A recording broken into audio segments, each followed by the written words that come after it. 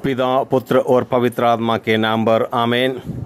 मेरे प्यारे दोस्तों, आप सबों को ईसा मसीह की ओर स्वागत करते हैं। ईसा मसीह में अत्यंत प्रेममय बच्चों, ईश्वर के वचनों के आधार पर हम अपने पारिवारिक जीवन बिताएं। प्रभु यीशु ये चाहता है कि हम हर एक व्यक्ति पिता ईश्वर के वचनों पर चले और प्रभु ईसा मसीह का वचन के अनुसार हम अपने ज़िंदगी को बिताएं। मेरे दोस्तों, यदि आप पहले बार इस वीडियो को देख रहा है तो कृपया सब्सक्राइब कीजिए, दाहिने का बेल आइकन भी दबा दीजिए और आप लाइक करके देखें और शेयर करें, क्योंकि प्रभु का वचन है, प्रेरितों से कहा संसार के कोने कोने जाओ और सुसमाचार सुनाओ। प्रेरित लोग मर चुके हैं, मर गए, लेकिन आज भी प्रभु ईसा जिंदा है और उसकी आत्मा में प्रेरणा देता है कि संसार के कोने कोने तक प्रभु का वचन को पहुंचाओ। मेरे दोस्तों, आजकल सोशल मीडिया द्वारा प्रभु का वाणी गूंजता है और इस वचनों को दूसरों तक पहुंचाना चाहते हैं। जो ईसा मसीह में विश्वास करते हैं, जो ईसाई बच्चे, जो ईश्वर के संतान, वे लोग ये सब्सक्राइब करके शेयर करें दूसरों को कि वे विश्वास करें। इस वचनों से बहुत से परिवार में मुक्ति मिलेगा, बहुत से परिवार को छुटकारा मिलेगा, बहुत से पति पत्नी का बीच में प्रेम भावना आए, बहुत से लोग ये विश्वास करें कि उन्हें पति पत्नी के रूप में बुलाया जोड़ा है, वह प्रभु ईसा मसीह है।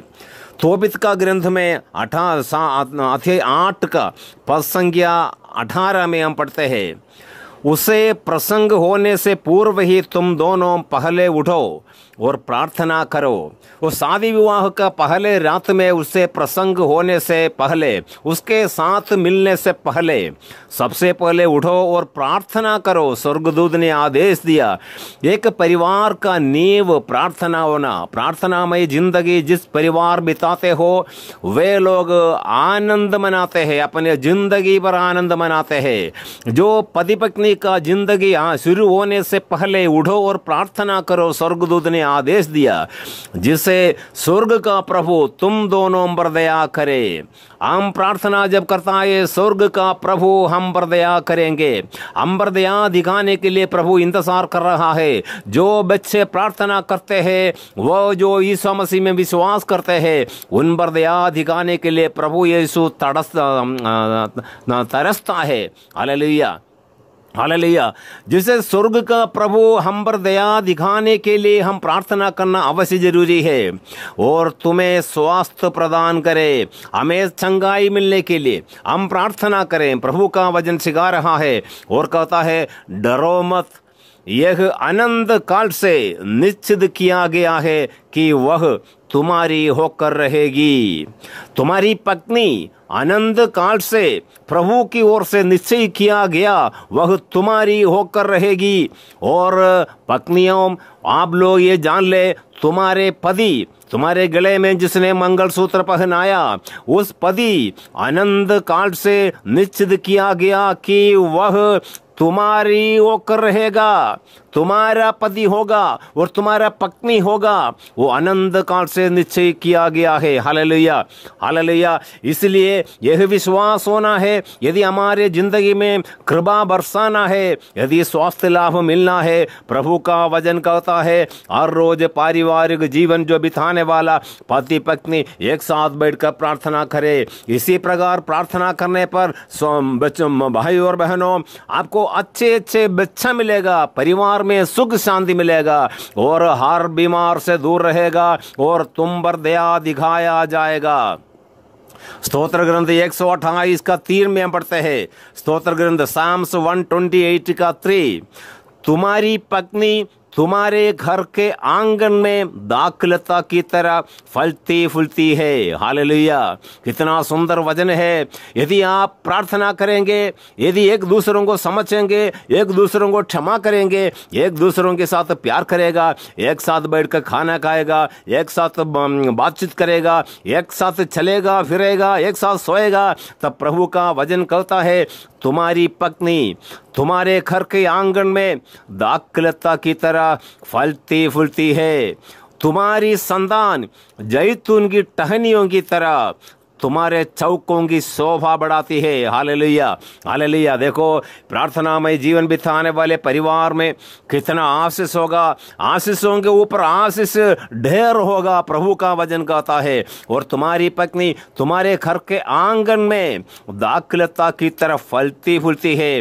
वो दाखलता में अंगूर आते हैं, वो अंगूर बड़ा मीठा होता है, अंगूर हमें स्वादिष्ट, हमारे मुंह में स्वादिष्ट करता है, हमें बहुत अच्छा लगता है। उसी तरह दूसरों को स्वस्थ करने वाला, दूसरों को आनंद दिलाने वाला जो दाखलता की तरफ तुम्हारी पत्नी तुम्हारे आंगन में, तुम्हारे घर के आंगन में वो फलती फूलती रहेगी। हालेलुया। और तुम्हारे संतान जैतून की टहनियों की तरफ तुम्हारे चौकों की शोभा बढ़ाती है। Hallelujah, hallelujah. तो हमें हमारे बातचीत मानने वाला, हर बुराई से दूर रहने वाला, पवित्र बच्चों को मिलने के लिए, अच्छा संतति को मिलने के लिए, पीढ़ी दर पीढ़ी आशीर्वाद पाने के लिए प्रभु का वचन कहता है, पति पत्नियों, आप लोग सुबह उठकर रात में सोने से पहले प्रार्थना करें। एक साथ प्रार्थना करने पर प्रभु की ओर से दया बरस कर आएगा हमारे जिंदगी पर, और हर बीमार से हमें दूर रखेगा, हमें प्रभु ने स्वस्थ करेगा। Hallelujah, hallelujah. पुत्र प्रभु द्वारा दी हुई विरासत है, संतति प्रभु द्वारा प्रदत्त पारितोषिक है।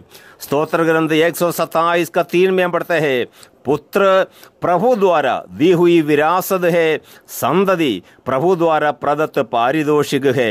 मेरे भाई और बहनों, हमें जो पुत्र पुत्रियां दी गई है वह प्रभु की ओर से एक पारितोषिक, एक तोहफा है, एक ट्रॉफी है।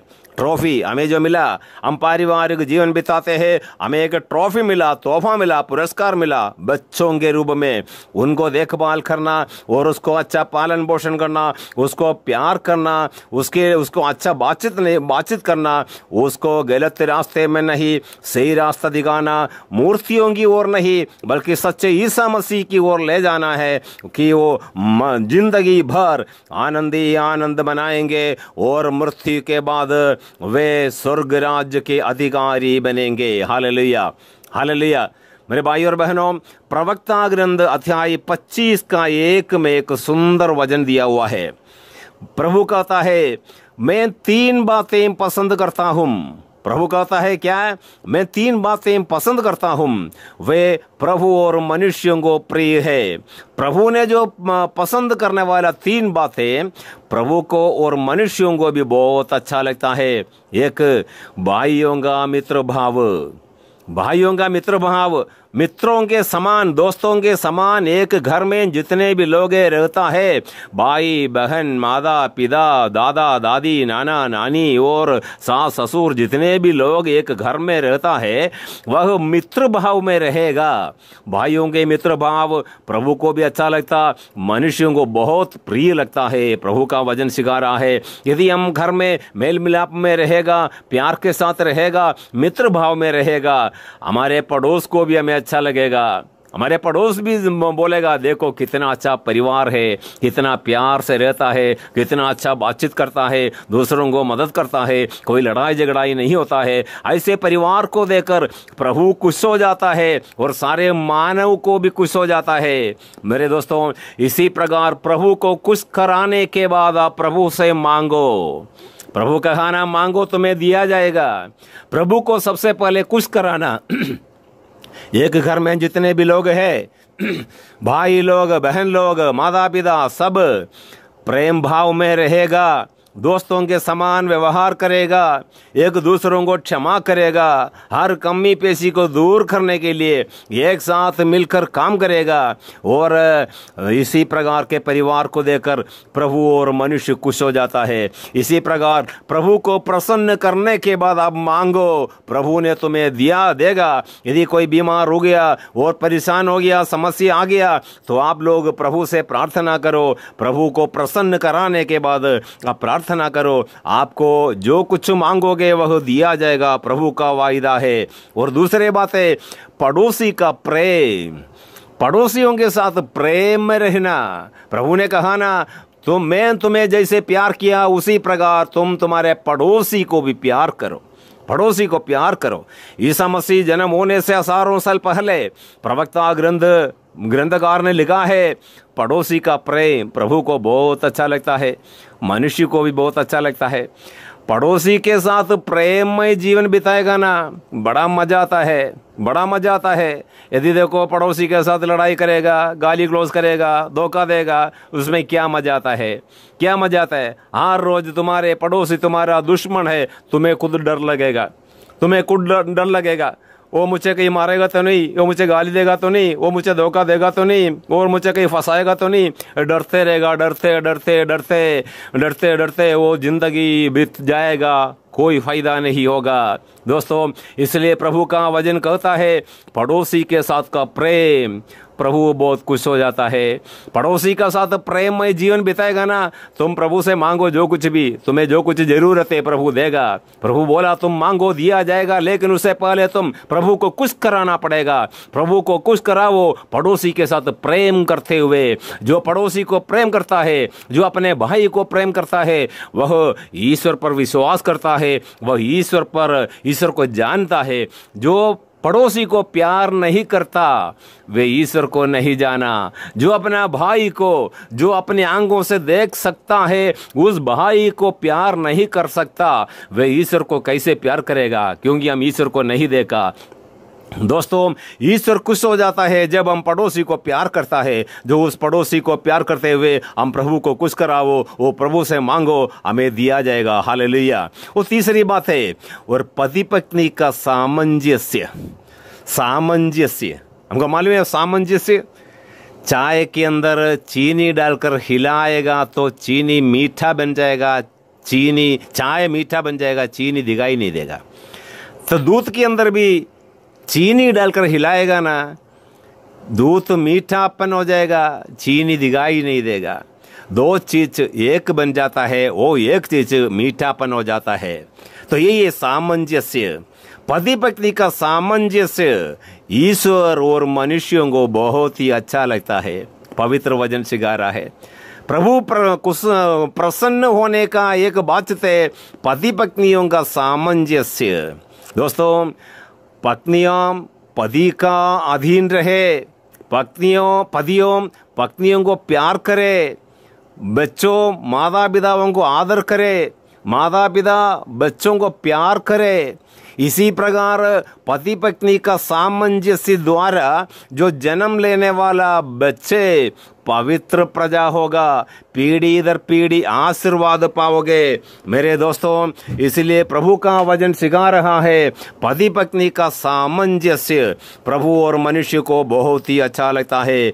मेरे हृदय 3 प्रकार के लोगों से घृणा करता है और मुझे उनके आचरण से चिढ़ है। घमंडी, दरिद्र, मिथ्यावादी, धनी और मूर्ख एवं व्यभिचारी बुढ़ा, इनसे प्रभु को बहुत गुस्सा आता है और इन लोगों से प्रभु को घृणा आता है। Hallelujah, hallelujah. मेरे दोस्तों, घमंडी मत बनो और मिथ्यावादी धनी मत बनो और मूर्ख एवं व्यभिचारी बुढ़ा मत बनो। हालेलुया। क्योंकि प्रभु से घृणा और प्रभु घृणा करने वाला, ये बातों से, ये बुराइयों से अलग रहे और प्रभु को संपन्न खुश कराने के लिए भाइयों का मित्र भाव, पड़ोसियों के साथ का प्रेम और पति पत्नी का सामंजस्य हमारे जिंदगी में बना रहे, तो प्रभु को खुश कराओ और प्रभु से मांगो, दिया जाएगा। हालेलुया। हम प्रार्थना करें। हे प्रभु यीशु, ये जो वचन जो सुनता है उनके परिवार को अब आशीष दे प्रभु। पति पत्नियों के बीच में सामंजस्य और एक दूसरों के साथ मिलने के लिए पवित्र जीवन बिताने की कृपा उन्हें दे और भाइयों के मित्र भाव हर घर में दे प्रभु, और पड़ोसियों के साथ प्रेममय जीवन बिताने की कृपा ये जो वचन सुन रहा है सारे परिवार को दे प्रभु। इसी प्रकार हर परिवार आनंदित और आशीर्वाद और ईश्वर की कृपा पात्र बन जाए और ऐसे कृपा दानों से सबको भर दे प्रभु। आप अपने पवित्र हाथ बढ़ाकर सबों पर आशीर्वाद दे, हर बुराइयों से अलग रखे प्रभु। ये प्रभु यीशु, इस वचन जो सब्सक्राइब करता है और लाइक करता है, शेयर करता है, उस परिवार के हर एक सदस्यों पर आशीर्वाद प्रदान कर प्रभु। संसार के कोने कोने तक इस वचन को फैला दे और परिवार सुख शांति में वो जिए और मरने के बाद अनंत जीवन के सहभागी बने।